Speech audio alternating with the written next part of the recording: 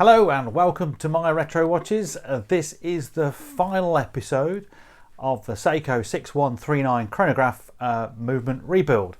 Now hopefully you may have seen the other episodes, and there has been quite a long pause in between assembling the chronograph works to the next part, which is the dial side, and I have to apologise for that. I've actually had this watch from Jeff for nearly 6 months. It's criminal really.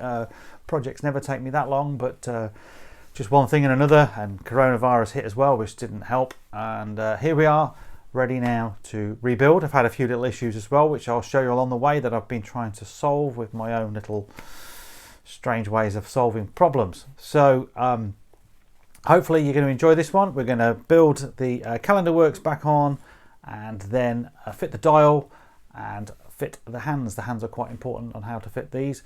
Again, as I've said in all my videos, or I think I've said in all my videos, I am not a professional. I am just a hobbyist with a passion for certainly Seiko, and certainly trying to fix any kind of watch that I can, and push myself and film myself along the way. So if you're seeing bad habits, that's just because I've learned everything that you see myself. So hopefully you can follow along to this one and enjoy it. So without further ado, let's cut to the bench and start the assembly. Okay, well, we'll start straight away on the microscope. So I've got to fit the cannon pinion, and that goes over there, and I just want to put a little bit of oil on the side there first of all, and it's high friction area, so I'm going to use some Mobius D5.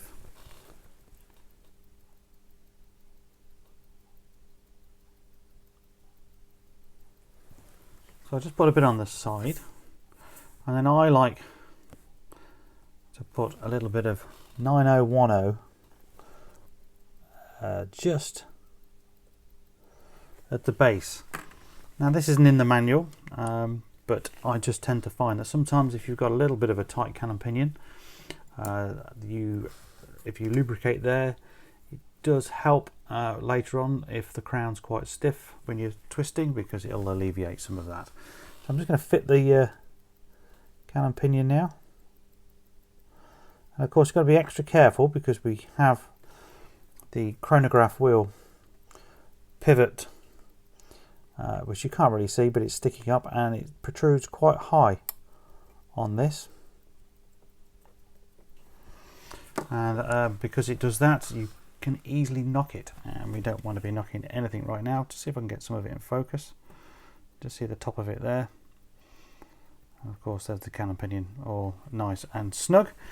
And then while we're here, I'm just going to oil the minute wheel post with 9010 Mobius, just a little tiny bit on the side there, and then also I'm going to do the drive wheel, or the index wheel, whatever you want to call it, and just put a little bit there as well, and then we're sort of all prepped and ready for the wheels to be fitted. So we'll cut to the desktop now, where I'm going to fit all of the keyless works to start with.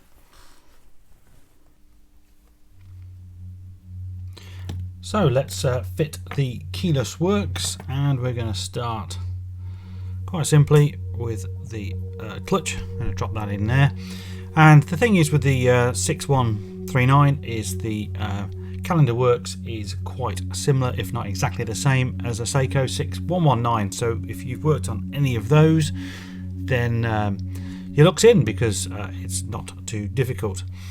All you've got to be careful, of course, is still the chrono axle. I don't know what I forgot what we call it, but it's sticking up there, and you don't want to knock that. And equally, the minute recording wheel is here as well, and that's also sticking up. So just be careful when you're working around these areas that you don't whack them with your tweezers. So I need to fit the setting lever, and I'm going to use some Mobius, Molykote DX. It's a type of grease, and I'm just going to put a little bit on my oiler and get a bit into that hole. Now really I should oil the actual post of the setting lever, but I'm being a little bit lazy because I don't want to keep going back and forth from the microscope for little trivial things like this. So just put a little bit in there, and then we'll offer up the setting lever like so. And then once that's in place, sort of push it out the way a little bit, and then it's turn for the yoke, and the yoke will fit in. And then you just got to make sure the arm of the yoke is in the clutch, which it is there. And then we can bring in, well actually I need to grease, I like to grease just in here and on that pivot there as well. Right, so again here is just some moly coat, and these two areas touch one another. I've not done that very well. I've actually got it on the main plate, which is not desirable. So you just want a bit of grease on there, and then we'll just put a little bit. I'm hampered by all my camera and my wires. I just want to put a little tiny bit on this post here as well. It's a bit rough and ready, but you get the gist hopefully. Okay, now that's all greased. It's time to fit the setting lever spring, sorry. And that just drops over in position. And then we secure it with the two screws.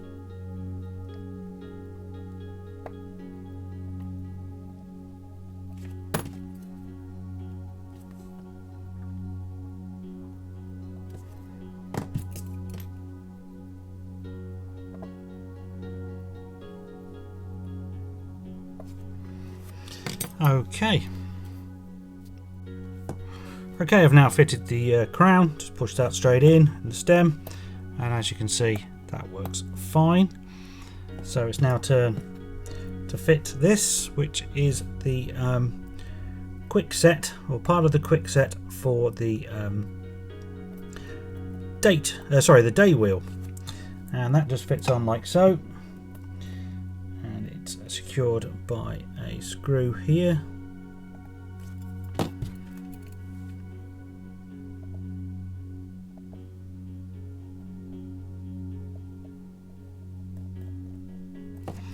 And then once that's in, you've got to hook that end under this here. I'm sure there might be a better way to do this, however this is the way I do it.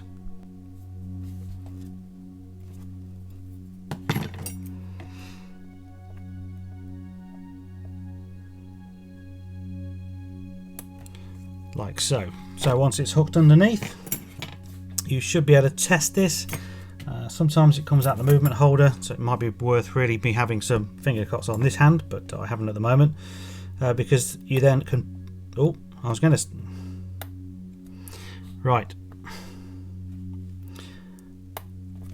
As you can see, it's not scripted. There is something wrong there. This should bend, or basically that will move. This will move an arc as you push in, because this is how you set the day wheel, and something is not actuating there. It seems that it's just clicking, so I'm not sure what that is. I'm a bit stumped because it's all in correctly, so I'll have to take it apart. I suspect it's either this rivet is loose, or it's the actual setting lever itself. It's going to be one or the other, because they're the only parts that are in that actuation. And in fact, I think I can see it. I'm not sure whether you guys can. If you look at... I'm dropping everything here. If you look at the setting lever, that's pushing up. So the setting lever's bad. There's something wrong with it.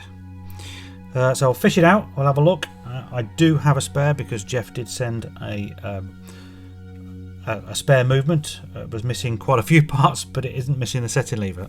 I know that for a fact. So let's take it apart and have a look.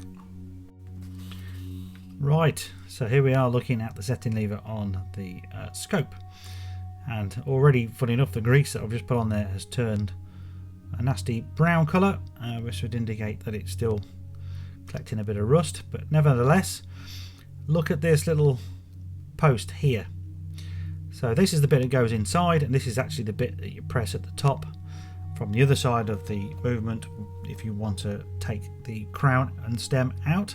So you're pushing on that bit, but this bit is actuating on that other arm that's riveted, and if you can see there, that's completely worn. And I'll demonstrate that because I've fished out the spare, and albeit this part is a bit rustier, as you can see, this bit is absolutely spot on. So let's see if we can get them both in shot at the same time.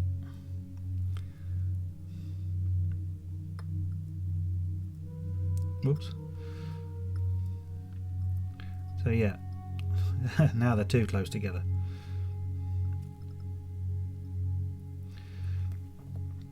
So that is definitely the problem. That's just worn out and is not doing its job properly. So we'll fit this one, and hopefully we can get the movement working as it should be.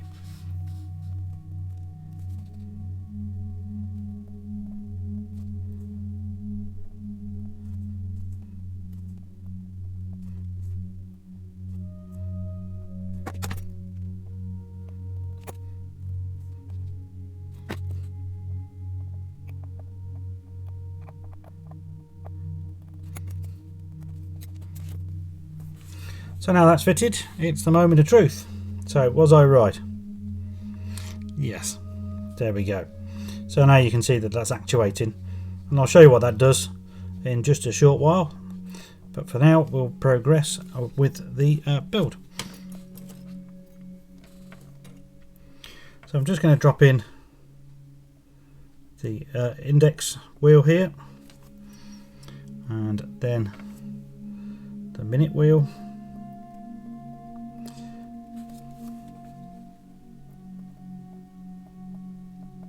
And you want to make sure, of course, that all the teeth are all engaged and in the right position.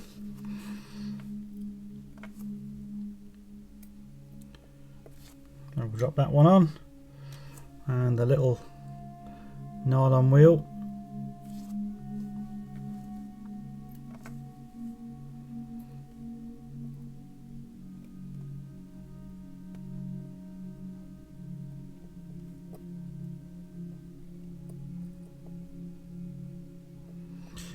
What am I doing? Put the nylon wheel on afterwards. I'm losing the plot here because I'm just rushing, and I need to put a little bit of D5 just on the side of the cannon pinion. And that helps the hour wheel.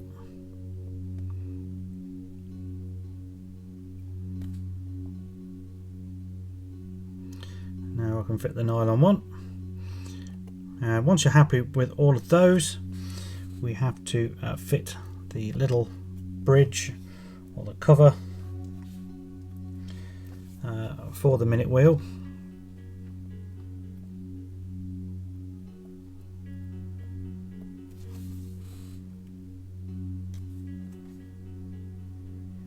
And these have quite small screws on them, and the two screws with different size, well, the thread's probably the same, but the actual threaded portion of the screw, this one I'm screwing in now, is bigger or wider than the next one.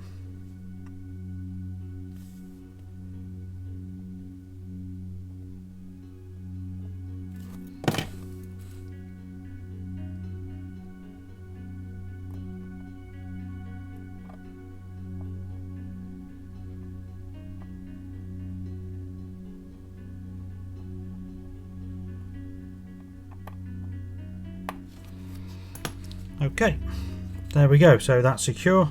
Now it's just a case of putting the fingers on, which is just here. Now these are for the normal date change at 12, so they're like little fingers that drive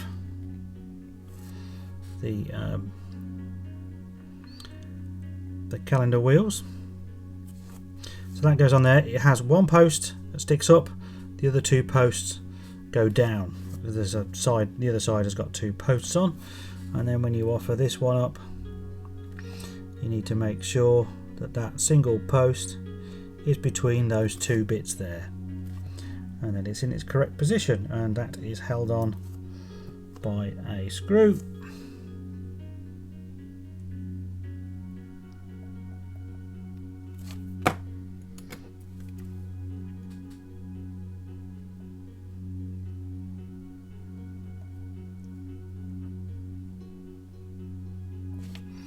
Okay, we're making some good progress now. So next up is a little lever, and that sits, you have two posts here. You have one on that moving part that we saw just a few moments ago.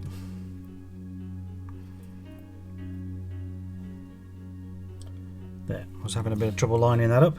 So that just sits on there, it doesn't do, it's not screwed in. And basically if I push in the crown, you can see that that moves, and that's basically going to push against the day wheel for quick set. So once that is in position, we then also need the date wheel click, which is this little component, fits on that post. Hold it down with a bit of pegwood, put it in position, and then I like to just put a little brushing of 9010 on that face there.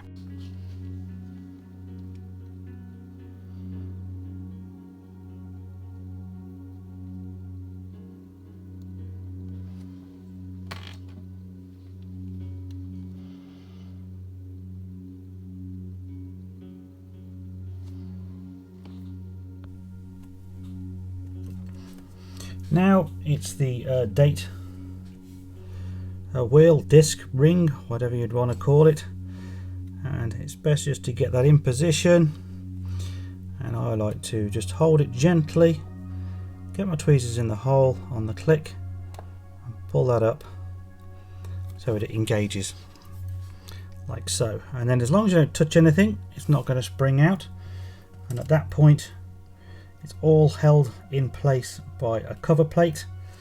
So you bring in the cover plate, don't drop it like I've done, and make sure you got it the right way round.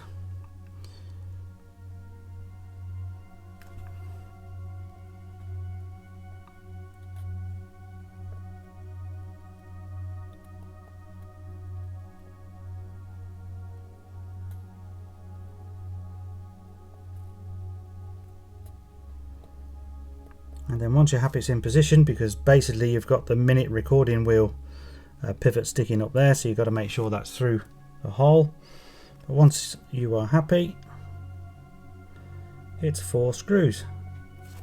So I won't record myself putting these 4 screws in, because I think you guys are used to seeing the back of my hand, and that's not the most pleasant experience to see. Okay, now the cover's fitted. We do need to fit the day wheel, but before we do that, I like to just make sure that this wheel is doing what it's supposed to do. So we'll wind it and make sure it changes.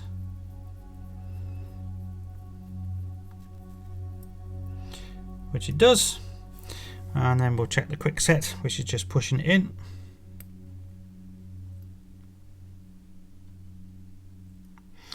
Ugh. Right, another snag. The quick set is not going far enough. Right, the only thing different here that I can think of is that I'm using a different crown. I'm using a crown from his donor because where's the crown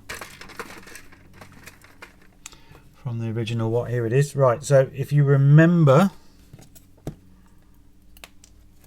I can get hold of it, here's the original crown and stem, and I don't know whether that's coming across on camera. It's bent. So I was hoping that we could use this and make good, but perhaps there's something different. I can't push it any further in, and it should push further in. It's only a lever system, so I can't see anything else that would be wrong.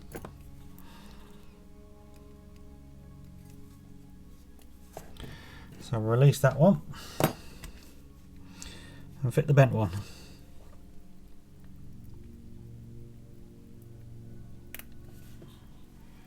I have to really excuse my fingers. I'm probably going to have to clean this again afterwards.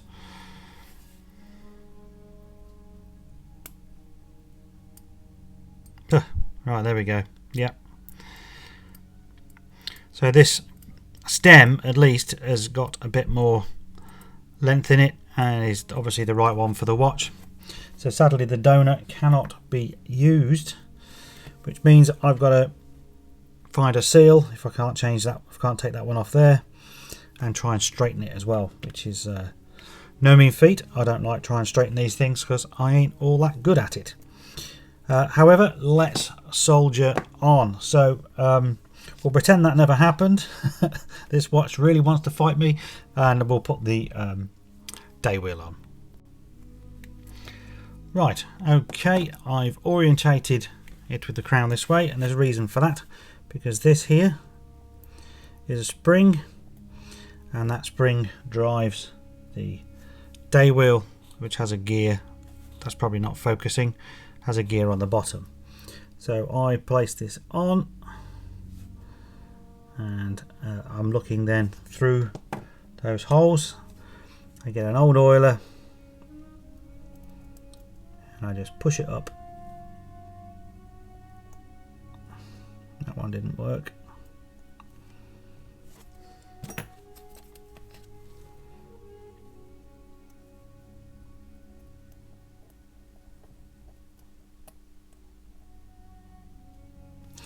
There, okay, that is now engaged.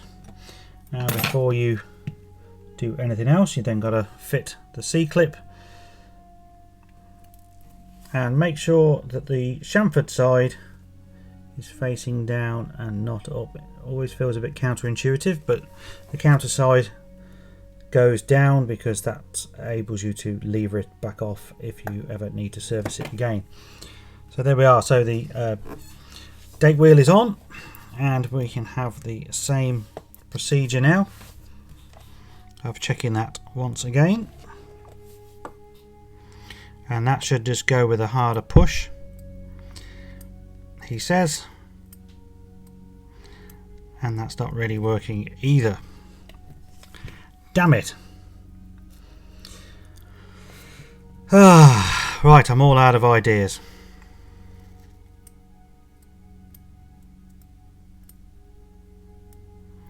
It's getting so close to it. Right, let me see if I can sort that out.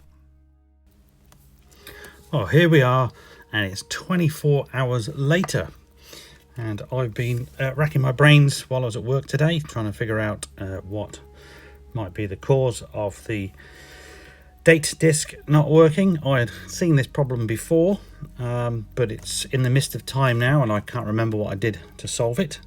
So I thought about it for quite a long time, and then I hit my Facebook group and asked all the guys in there for their opinions, and one guy came through and said, I think it's the stem.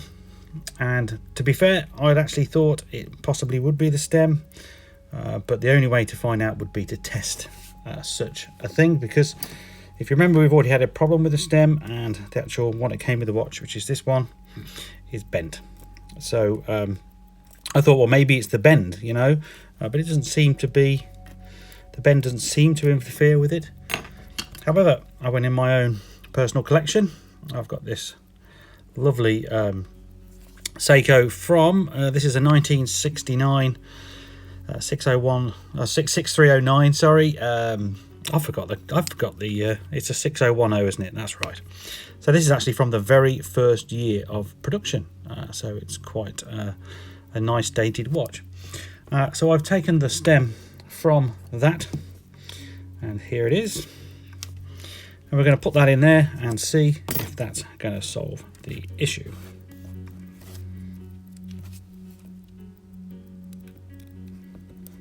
And for this, I'm just going to release the movement.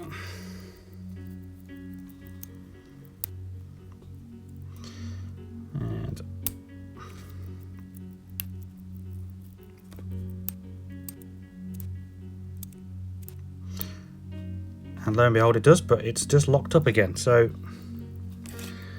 I know this is poorly focused, and my finger cuts on camera look absolutely disgusting.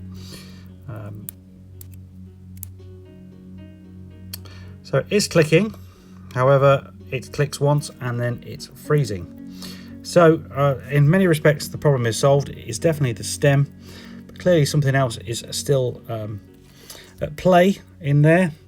And at the moment, I'm just going to put that down to worn parts. The movement isn't exactly the best condition, sorry, and I'm at a loss. I've got no more spares, so it's going to have to be what it's going to have to be. And for the sake of this video, I think we'll just soldier on and we'll put the dial on and move on to showing you how we attach the hands. So before I bring in the dial to view, if by any chance you remember the disassembly video of this, you will possibly recall that the dial had no feet, which was a problem, a very big problem actually. And then Jeff on his donor had sent a separate dial, which is this one here. And the trouble with this dial, as you can see in the light there, it's in very, very poor condition. It's actually in worse condition than his dial, and I didn't really want to use it unless I have to. So I wanted to figure out a way to get those, well, just how to use the other one basically. And now I haven't filmed it, but I've taken some still photographs. So I'm going to cut to the photographs now and talk you through the process.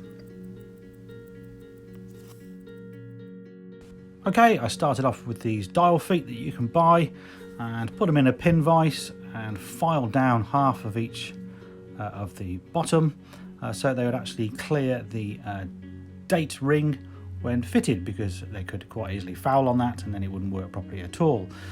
So once I was happy with how I filed it down, I then put them both in the main plate position. So I screwed them in tight and made them level on the bottom with the bottom of the main plate as a sort of datum, so hopefully they're at the right height. And then I got out my glue, which is this special type of cement which you can buy readily. A lot of watchmakers use this. I've actually used it to stick crystals down with, believe it or not, so it is pretty good stuff. And the applicator's got a very thin sort of syringe type needle, so you can absolutely pinpoint the accuracy of where you need to place the glue, which is what I did. And then basically stuck the dial on the top of that and left it in the movement holder for a couple of days to cure, and the outcome was that the dial feet have stayed in position. So I'm pretty pleased with that. It seems probably a bit of a botch job, but I'll be definitely interested to hear your thoughts, whether this is enlightening or whether it is indeed a botch job. They're supposed to be soldered in normally, and of course I haven't got a soldering machine, so this is better than a dial that I think. So I definitely want to hear your opinions on whether this is a yay or a nay. So here is that dial. And as you see, it's a lot better condition. It's still got some marks on it, but it's considerably better. And then if we turn it over, we can now see my home remedy of dial feet. Now this is the first time I've ever attempted to do this. And I'm not sure if it's going to work or not. I hope so. The alternative is to use what's called dial dots. Now I don't have those to hand, but they are basically just double-sided sticky plasters, for want of a better word. You put where the feet are and it sticks to the movement. But the problem is with this movement is you've got running the risk of hitting that date wheel. So I'm going to try and fit that now and see how we get on. So before we fit the dial, to fit the actual hands, I need to take off the automatic framework again.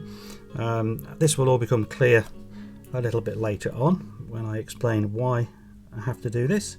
But for now, it's just showing you that this has got to come off. So again, if you are following along to this in stages and you've already put this on like I did in the last video, I'm sorry guys, but you've got to take it back off. So it's a fairly straightforward affair, just 2 screws. And then you want to be a little bit careful because it might be under some tension. And we can then remove the parts safely, like so. And now I can get on with fitting the dial. Okay, I've just put the plastic ring on, and you might remember the original. This is the original, and it's covered in the glue that was holding the dial on, and somewhere there was a breakage in this. I can't see it to hand. And the same guy who sent us the chrono wheel, a guy called Quan, a friend of mine, also kindly sent me this part so we can complete this build. So I'm going to put that on, and then we're going to offer up the dial. I'm terrible, I'm using my fingers and I really shouldn't be.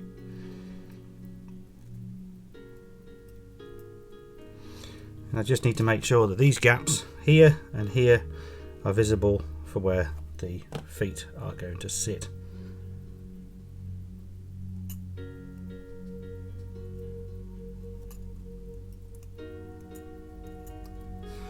And I can't seem to do that in the position I'm in, so just right. Well, the dial is now fitted, and as you can see there, the day and the dates line up quite nicely, which is certainly a relief. However, there are a few problems. Firstly, if you look in the look at the minute recording wheel pivot, it's certainly off center. Now, I don't know whether that is because of my placing, certainly when these look so accurate, or whether it's just a poor alignment. It may actually move into position when I fit the hand, I'm not sure. But secondly, that isn't even protruding beyond the dial, and it took me a while to work it out. But with the dial spacer, so we've got this thing here and then the little feet that I've glued on, that's enough difference for it not to show through. So that's a little bit annoying. So I'm going to have to take the dial back off. I'm going to mark off these areas and just use a little bit of abrasive or a file or something, just to file a little recess in both sides, and hopefully that would then sit below, and hopefully I can then fit the hand. So yet another problem that's biting me as we try and finish this thing. I'll be certainly glad when it's all over.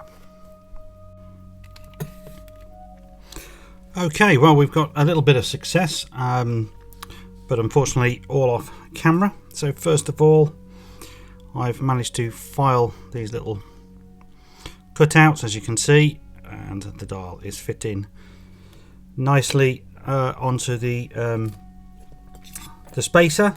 The issue I then had was that pinion was still a little bit off center, and I've kind of like jiggled the dial around a little bit and got it as best I can. And then I thought, well, I'd better try to fit the minute recording wheel just to see if it'll actually go on. And of course it has gone on, and we're now 5 minutes on and it seems to be working good.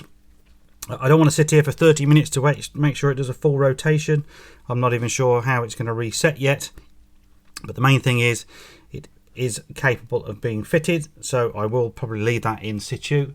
So unfortunately you won't see the fitting of that, but needs must. So we're going to now fit the hands, and first of all the hour and minute hand, because they're relatively straightforward, and then we'll get to possibly my Achilles heel of these movements, and that is fitting the seconds or the chronograph hand, which sometimes for me is an absolute nightmare. So and not the bit that I've been looking forward to filming either. So I'll now go ahead and show you what I'm going to do to put the hands on. So the first thing I need to do is wind this on until the day and the date change, and then that's where we can set our hands at 12.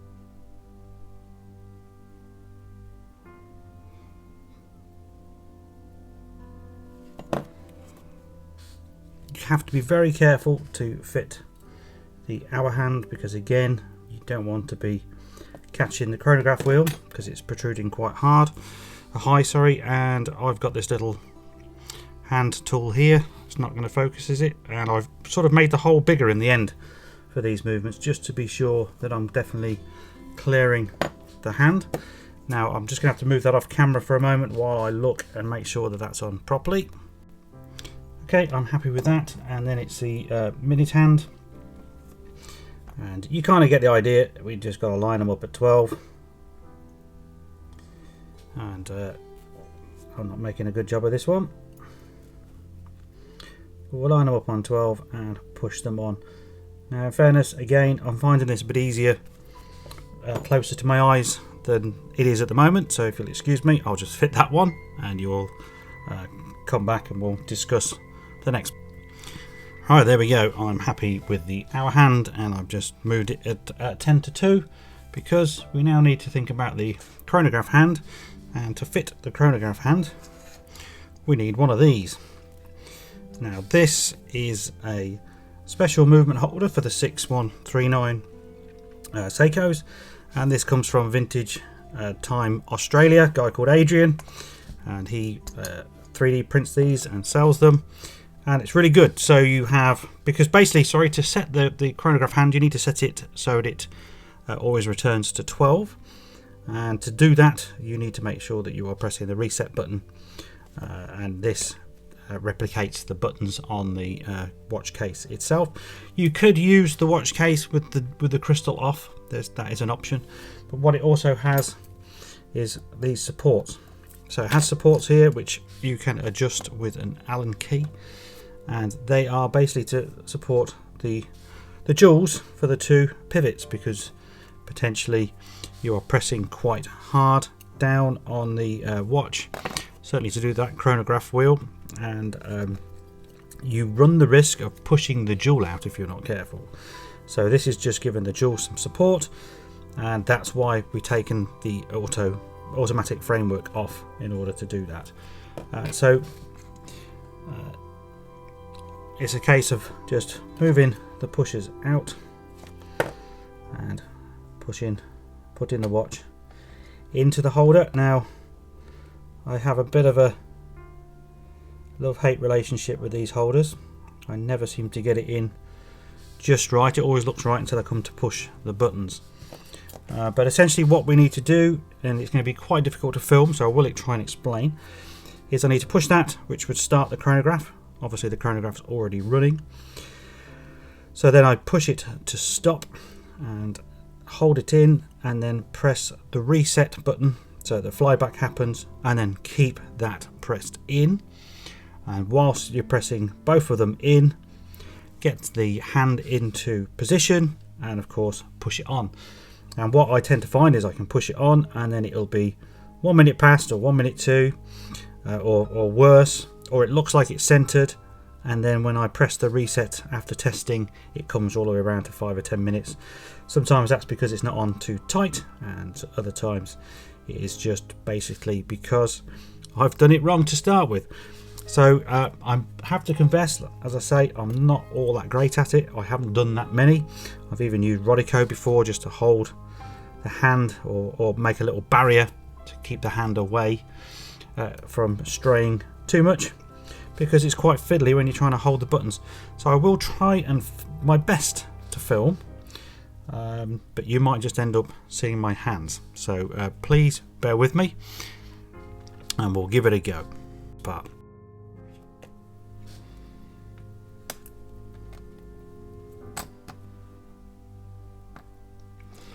and as you can see straight away, I haven't got it in properly, and this tends to be what happens for me.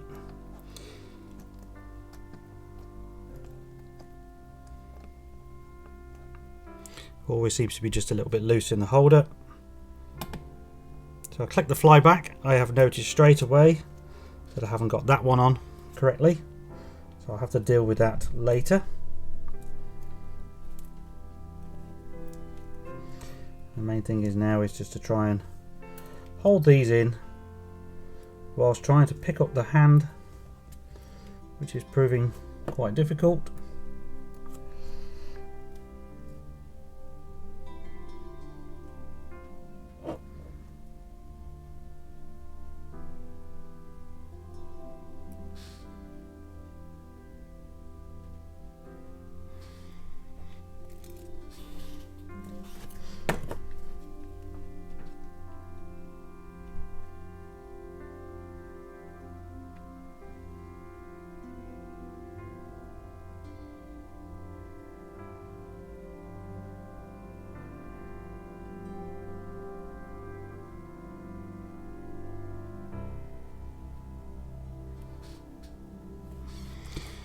Okay, so first attempt, as you can see, it is slightly off, and I'm not sure I've pressed hard enough either. I am obscured by the camera, as always is my excuse when it comes to these things, and at least we can see that the chronograph will run.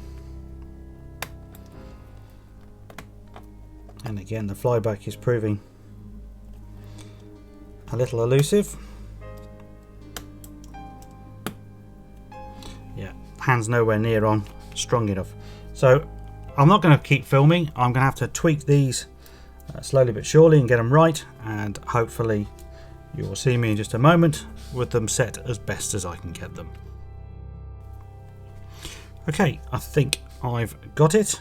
I've had to mess around a little bit for the last 15-20 minutes to get it right. It seemed the tube was also a bit loose on the back of the hand, so I've sort of crushed that a little bit in a pin vise. And let's see, I've also reset the minute recording, and it does like to go straight away off, and I know what that is. There's a little setting behind, and the spring on that is slightly bent, so it's another thing I've got to try and straighten. So now the moment of truth. Flyback is, well, it's a second out, isn't it, by the looks of it.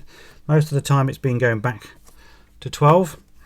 At the moment, for the sake of this video and for the sake of my sanity, I'm going to call this okay, and I'm going to case the movement so at least we can close off the video and you can all go on doing what you're doing. So, okay, the next you should see is the watch sitting back in its case, because there's nothing else to fit. I've just got to fit back the automatic works, which you've seen before, and then put it back in the case with the movement ring and fit the pushers, and hopefully we're done. So here we go, this is it complete, and I'm still having some little minor issues with it. Even now it was fighting me with the pushers, and now the setting or flyback pusher is no longer working, so I've got to figure out what's gone wrong with there. So with all due respect to the owner of this watch, I will be glad to see the back of it. Would I take on a project like this again? It's difficult to say. I do like to restore stuff that's destined for the scrap bin. However, this one has certainly been too long in the making and had quite a lot of issues, and realistically I needed a lot more parts to make it good. That said, the movement runs pretty sweet on the timographer. So it's just these little niggles that I've got, certainly with the hand setting there and a few others, but it's done. And hopefully this then completes the 6139 series that I've ran. And if you've been following along trying to fix your watches and you've got this far, then well done. It is always an achievement to do a chronograph, or certainly your first chronograph if that's what it is. And I do think that this video in particular has been more of a challenge than all the others because of the few setbacks that I've had. But hopefully you've all found it entertaining. I'll be interested to hear anything you've got to say, so please leave as many comments below as possible. I will read every single one of them, and I'll try and answer as many as I can. Certainly if you've got any tips on how to better my process of rebuilding these, I am all ears to hear that. And you know, again, thanks very much for your support. Please check out my Facebook group, Retro and Vintage Watches and Restorations. Very big group, over 8,000 people in there now, and we're all watch crazy, and we're there to help some of you who are starting out, or if you just want to come in and have a chat about watches, we're all there waiting. So thank you very much. Please give me a like if you enjoyed this. The likes do help the algorithm of Google, and that helps my videos get seen by more people, which is what it's all about. And there are some more videos coming very soon. I've got some interesting things planned, which I can now hopefully crack on with. So thanks very much for watching, and I'll see you very soon. Bye for now.